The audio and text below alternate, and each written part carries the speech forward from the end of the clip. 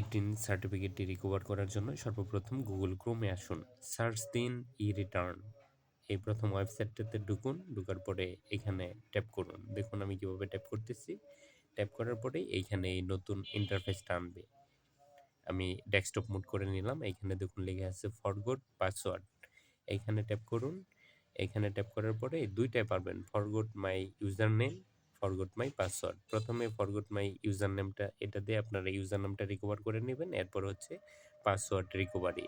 তো ইউজার আইডিটা রিকভার করার পরে এখানে দিব। দেওয়ার পরে যে ভেরিফিকেশন লেটারটা এখানে চাইতেছে এটা এখানে লিখলাম। লেখার পরে নেক্সটে দিলাম। নেক্সটে দেওয়ার পরে দেখুন আমার সিমে অর্থাৎ আমার নাম্বারে একটা ভেরিফিকেশন কোড আসবে। ওই কোডটা আমি এখানে জাস্ট পেস্ট করে দিলাম। পেস্ট করে দেওয়ার পরে এই যে অটোমেটিক অপশন এসে গেছে যে পাসওয়ার্ড দিন, রিটাইপ পাসওয়ার্ড, অর্থাৎ আপনি এখন নতুনভাবে পাসওয়ার্ড দিতে পারতেছেন, আগের পাসওয়ার্ড যেটা ভুলে গেছিলেন।